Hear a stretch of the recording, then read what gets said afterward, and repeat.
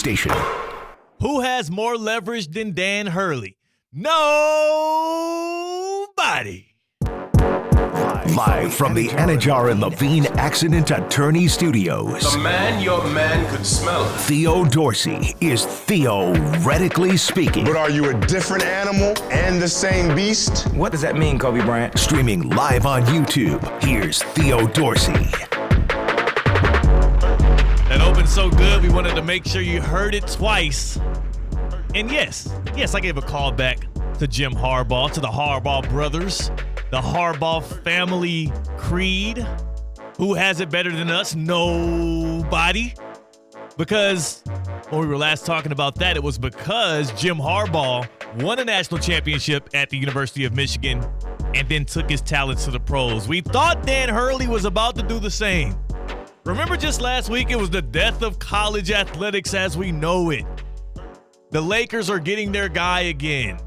They were done with the facade of J.J. Redick. Dan Hurley, they're zeroing in on him. Day one of the NBA Finals, that's what we're talking about. The Lakers, y'all are so petty. Y'all are so petty for helping that leak out on the day one, game one of the NBA Finals with the Celtics trying to chase that 18th banner. I know exactly what y'all were doing. And also, Dan Hurley, you ain't sneaky either. We're going to get to that and more. It's Theo Dorsey, theoretically speaking, kicking it with you here. We got CCAT on the ones and twos. Make sure you're locked in on YouTube at Theo Speaking and stream with us. It is a great Monday here on the show. Not only is it just a Monday, but coming off of every weekend when we have our Monday shows, you already know what time it is. To Duffy's MVP Monday, we'll be giving out our MVP candidates from the weekend. The sports MVP from the weekend that we'll be giving you. We'll give you 3 candidates and give you the winner of MVP of the weekend on today's show. We also are going to have Uncle Steve in for a get around. We're going to kick it with Uncle Steve. And we already know tonight, Game 2, Stanley Cup Finals. Panthers, Oilers looking to get a 2-0 lead to take that back to Edmonton. And again, Connor McDavid left shut out. Mm-hmm. We talked about that, right? Who said it was going to happen? You did. So did Josh Mosner. We talked about this. Yes. Lock him down. Appreciate all the fans that were kicking it with us on Saturday for our Panthers on the Growl pregame show out there at the Tin Roof in Delray Beach. That was a great time. And yes, we got most of our parlay right. The only one that we screwed up on was the one I called, and that was a Matthew Tkachuk goal. You're due now. I am due. But I did say a Panthers win, and I've now 2 for 2 on predicting Panthers wins. We'll see what happens tonight. We'll give some takes on that later on today too. But we have to start with Dan Hurley rejecting the Los Angeles Lakers job. Reportedly 6 years, $70 million, about $12 million a year. Dan Hurley, the back-to-back national champion at UConn, deciding, I don't want to go to Hollywood. I want to stay in Storrs, Connecticut, and chase a three-peat. So when I look at this deal, when I look at the fact that we learned about it about a week ago, and when it was reported by Adrian Wojnarowski, first, really, he tweeted it out, and his first hit was on Sportsmanlike right here on ESPN 106.3 with Evan Cohen, Michelle Smallman, and Chris Canty. Adrian Wojnarowski said the Lakers were locked in on Dan Hurley, and he was their most prized candidate from the start of the search. That's what he said. There was also a lot of reports on that day, the morning of Game 1 of the NBA Finals, that Dan Hurley was going to get this mega offer from the Los Angeles Lakers. They were going to break the bank. They were going to go all in to get Dan Hurley.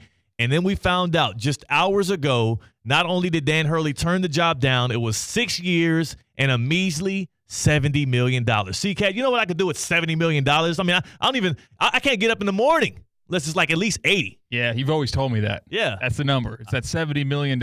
It's nothing. That's nothing to me. And it's nothing to Dan Hurley apparently as well, except it is one thing. Not just for Dan Hurley, but also for the Los Angeles Lakers. This was one of the most massive leverage plays I've seen, and they did it right in front of all of our eyes. How could we be so dumb? How did we fall for this pretend push for Dan Hurley. It's a win-win for literally everybody involved. And let's just start on the Dan Hurley side of things, right? Because that's the easiest one to break down. How does flirting with the Los Angeles Lakers after 2 straight national titles in a year where you're also trying to make sure that you are retaining a recruiting class and you're retaining your roster and trying to make sure you can actually chase that three-peat, how does this benefit Dan Hurley? Well, if we're to believe what Adrian Wojnarowski's reports are, and also if you go to the ESPN.com article here, it says, matter of fact, how about this? We had Woj on SportsCenter earlier today, right? Yeah. The good people want to take a listen to him. Here's what Woj said earlier on SportsCenter, and listen closely because Adrian Wojnarowski, who doesn't really BS us a lot, he gives us his report straight up. He said something in there that makes my ears perk up a bit about how this might have been just a leverage play all along. Take a listen. This, I'm told, is really a once-in-a-lifetime offer. Now, he had already been talking with UConn about a new deal, about another contract after winning his back-to-back title that will put him among the highest-paid coaches in college basketball. But they'll eventually, I'm told, finish that up. But the Lakers' money was substantial, nearly $12 million a year. And again, Hurley thought long and hard about this. Woj says Dan Hurley was already in talks with UConn about a contract extension. Before, out of nowhere, a month into the Lakers' search, literally more than a month after they had already fired their head coach, Darvin Ham, we hear the first reports that Dan Hurley is number one on the Lakers list to bring in and be the next leader of the Lakers. And he was already in talks with UConn. I don't know how much you get into negotiations and the art of business, CCAT, but one thing that can really help you when you're in the midst of a negotiation and maybe you haven't reached it, because, I mean, if I check my clock, it was April when he wrapped up that national championship run. Yeah. It is June now. So that's 2 months. If Dan Hurley and his agent and UConn were all on the same page, this contract extension would have already been wrapped up by now. It's simple. Dan Hurley went to the NBA and got an appraisal. Like, he was just told what he's worth, and he went to UConn and said, this is what I'm worth. Pay me what I'm worth. And that's literally exactly what happened. If I were to run down to you the top 5 college basketball by head coaches by total pay, and this is according to, I think, Sports Track. I got to go back and see. I screenshotted it on my show sheet here. But number 1 is Bill Self at $9.4 million a year at Kansas. Bill Self, who also has 2 national titles to his name, is number 1 at 9.4. Number 2 is John Calipari at 8.5, and number 3 is Tom Izzo at $5.7 million a year. If you're Dan Hurley, and I understand that you don't have the same luxuries of these other schools because they have the football income that UConn doesn't benefit from, but if you're Dan Hurley and you are unequivocally the best college basketball coach in the game right now, and y'all brought this up to me before the show. I didn't even think about this, but Gino Auriemma on the women's side already getting paid like a top basketball coach on that side. They're forking out a lot of money to the women's basketball coach. You don't have many tricks in your back pocket to create leverage, to be able to say I should be paid X amount of dollars based on my performance and my proclivity to help this team win. Unless you get a franchise like the Lakers, who also had something in their back pocket to gain from this as well, to get on board with a little push, acting like Dan Hurley is a top candidate. And I bet you wonder, well, what do the Lakers get out of this? How can the Los Angeles Lakers benefit from being publicly denied by a college basketball coach in the midst of a search? Well, we already have been knowing and hearing for the past 3 weeks, CCAT, who the Lakers want to hire as their head basketball coach. J.J. Redick. J.J. Redick, LeBron James's favorite podcaster, is already, and he's been the leading candidate for head coach of the Los Angeles Lakers for the past 3 weeks. We've been hearing all the reports. We've been seeing all the sourcing. All fingers point to J.J. Redick.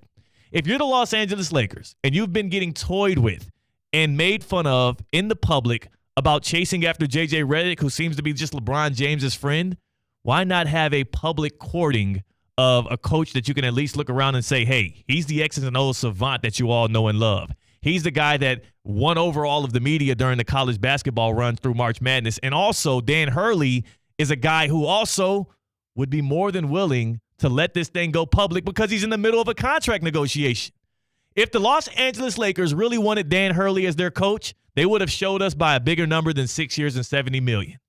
$12 million a year doesn't put Dan Hurley in the top 5 of NBA head coaches paid. And on top of that, all of the reporting that Woj has put out around this thing has seemed to be a big PR report, a big PR release for not just Dan Hurley, but the Los Angeles Lakers.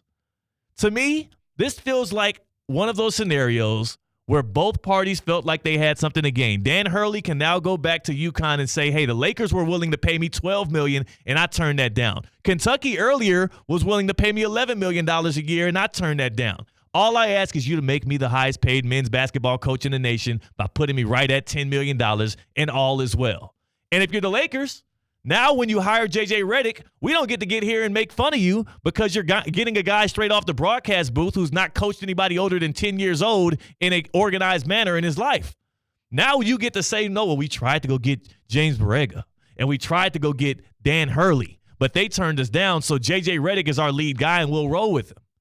This is one of the more obvious, more like literal, like I feel embarrassed for even being sucked into this thing and thinking Dan Hurley was going to take the job in the first place. It's like we're living throughout the last 5 minutes of an Ocean's movie where like the plan comes together and the montage goes, oh, I didn't see that point. But there was no like disinformation or lying made, right? No. These were chess moves that had ulterior motives along with those conversations, those news drops. No one lied, but no one was completely upfront about their complete motivations. And that's the beautiful thing about this. They didn't have to lie to get around it. It wasn't lying, but it was manipulation. And another thing that feels almost, I mean, this is all genius. And I do have to applaud the Lakers and Dan Hurley for executing this thing seamlessly. Because this was all genius. You know what else they did that nobody's talking about right now, the Los Angeles Lakers? What? By publicly putting it out there. I feel like the $12 million a year number is the perfect number. Both sides probably agree. Like, yeah, let's just throw it out there, $12 million a year. By publicly putting it out there that you were going to offer Dan Hurley, the hottest name in coaching, $12 million a year. Well, now if I'm J.J. Redick and the job has been sewn up for 2-3 weeks now, I've literally been sitting with LeBron James and building up a playbook of what we're going to run next year with Bronny on the court. And you walk in that door with Rob Pelinka and you try to negotiate, like you can't get any, you can't demand anything over $10 million now. No. You've literally, them putting out there that they were going to offer Dan Hurley $12 million and him turning that down publicly has put a hard cap on what J.J. Redick can make. And this is important because though J.J. Redick is a novice NBA coach, he would be because he has not, again, coached organized sports outside of youth basketball yet. He is a former NBA player that was getting paid an NBA salary in the past 2 years. He is a professional broadcaster that literally is broadcasting on the NBA Finals right now on ABC. The dude is getting bank. He had leverage in that sense. So he was a guy that might have been able to walk into the door and demand $14, $15 million out of the Lakers. Now this benefits Rob Pelinka and the Buss family because they now have a hard cap on what J.J. Redick can make. Dan Hurley can go get his bread from UConn. And the person that nobody's talking about in any of this, poor James Borrega. Like, well, his name's getting floated out there as a candidate. Nobody's taking him seriously. I know one thing for sure. That dude ain't going to be coaching the Lakers next year. So I guess the only loser is just J.J. Redick, who's going to make a little bit less money if he is indeed announced as the next coach. Yeah. I mean, technically, the only person that really lost in this whole scenario would be J.J. Redick's agent/bank account, and slightly. Because I'm not sure what he was going to be able to demand when he walked through that door, but I know what he has the cap at right now, and that's $12 million. It is a Duffy's MVP Monday. That means throughout the show, we're going to be giving our MVPs of the weekend, who shined the brightest, who was able to elicit the most MVP chants from the crowds. And our first candidate on this Duffy's MVP Monday, well, it doesn't come by way of me or CCAT. It comes by way of Bob Myers from last night's Game 2 of the NBA Finals. Take a listen. Let me ask you guys a question. Malika, I'll start with you. Who's the MVP right now of the finals? I got my answer, but I'll go with that. I got my answer, too. All right, right now, you just saw I'm going to go with Jaylen Brown. Okay. I'm going Jaylen Brown. What about you? Drew Holiday. I'm going Brad Stevens. You think, half No, joking, I get it. But the team. Put a team together. He put a team together. Drew Holiday might have been the best player in this game. The first game, it might have been Jaylen Brown, might have been Porzingis. That's the advantage that this Celtics team has. Brad Stevens, the first candidate for the Duffy's MVP of the weekend, and boy, does he deserve it. I was one of the many people who were laughing in the face of the Boston Celtics when I watched Brad Stevens fell forward from head coach to general manager. But the 3 deals that he made to bring in Kristaps Porzingis, to bring in Derek White, and to bring in Drew Holiday, on top of the fact that he doubled down with and stuck with Jaylen Brown and Jason Tatum, that Celtics team is a monster. It's a Goliath. Back in January when I watched the game and was I was hit with a wave of realization they have way too much ammunition to not finally win the championship. I remember I was sitting in that seat across me over here looking right at my guy Ken LaVicka, and I said it, and they berated me for it, and they clowned me for it. I said the Boston Celtics are going to finally get over the hump and win the NBA Finals this year. And you know what? They made me cower from my decision. Yeah. And I respect them from that. And as a Miami Heat fan, I appreciate them from getting me off of that hill. But now the inevitable is happening. Brad Stevens put together an impenetrable roster, and the Dallas Mavericks, as great as they've been and how good they looked against the Minnesota Timberwolves, they've got nothing for these Celtics, even if Kristaps Porzingis' health is in question for the rest of this series. The Celtics are up 2-0 right now. The Celtics have led 2-0 in the NBA Finals 8 times before, and all of those previous times, they've gone on to win it. Game 3 is Wednesday of the NBA Finals. We'll touch on that and more. I've got to see, or actually, we're not bringing in Uncle Steve yet. We're going to have some Caitlin Clark talk. I don't know if you've heard, C-Cat, but Team USA, they left Caitlin Clark off their 12-man roster. I mean, whoa, what are we going to do? However will we survive? Will they win an 8th gold medal? We'll talk about all of that next on Theoretically Speaking. Live from the Anajar and Levine Accident Attorney Studios. Anajar and Levine Accident Attorneys. Call 1-800-747-FREE. This is ESPN 1063. Hey, it's your boy JC. Good news. You miss me, I miss